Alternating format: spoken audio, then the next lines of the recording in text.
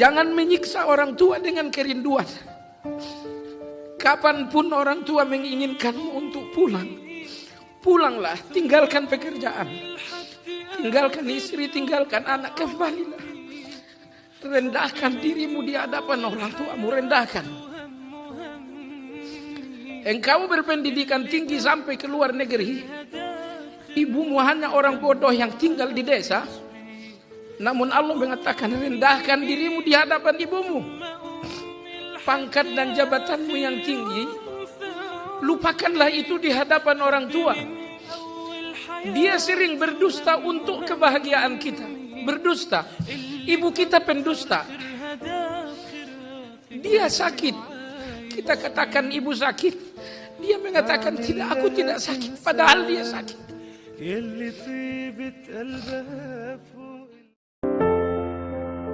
Jangan merasa hebat dan seperti hebat. Siapa yang menghebatkan kita? Ibu yang tidak pernah mengenal lapar, yang penting anaknya kenyang.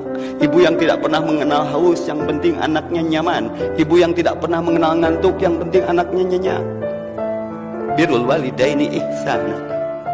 Jangan merasa hebat dan seperti hebat.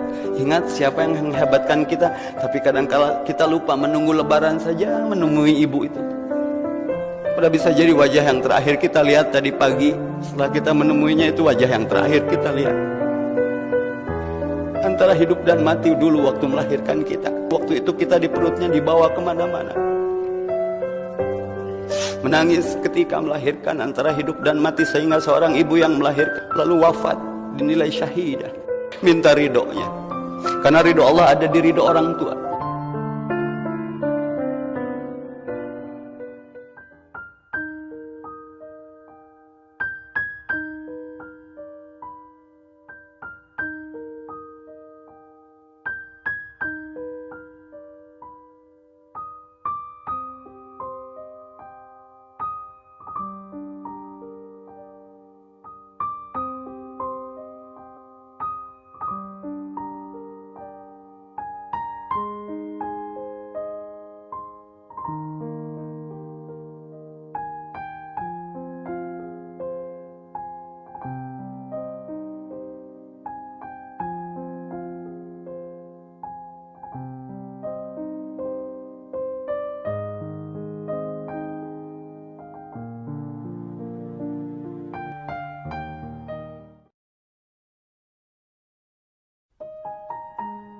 Coba kita renungkan, coba kita hitung, selama kita hidup dan sadar bahwa kita hidup bersama orang tua kita tinggal di rumah orang tua kita makan hasil jerih payah dari ayah kita, hasil dari masakan ibu kita yang kadang dia tidak bercerita bahwa ketika memasak ikan buat kita, dia kena minyak yang panas, dia terbakar, dia mungkin capek, subuh-subuh malam dia kurang tidur, tapi sebelum subuh dia udah harus bangun dan mempersiapkan segala sesuatu untuk kita.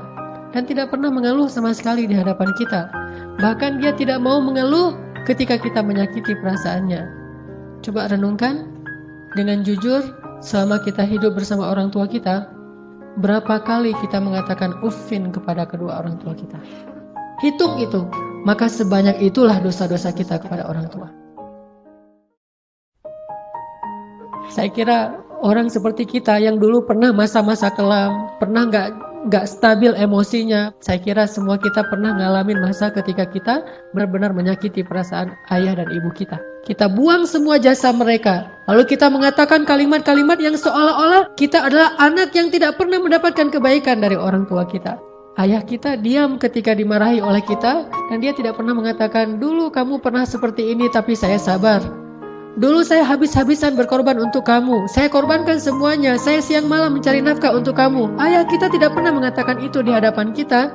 Dia tetap sabar menanggung semua ucapan-ucapan dan bentakan dari anaknya. Apalagi ibu kita. Dia mengandung kita 9 bulan dalam kepayahan. Gak bisa duduk, gak bisa tidur, gak bisa berdiri, jalan kemana-mana berat. Apakah hanya untuk melahirkan seorang anak yang congkak, sombong, yang kemudian membentak ibunya hanya karena kesalahan kecil yang dilakukan ibunya?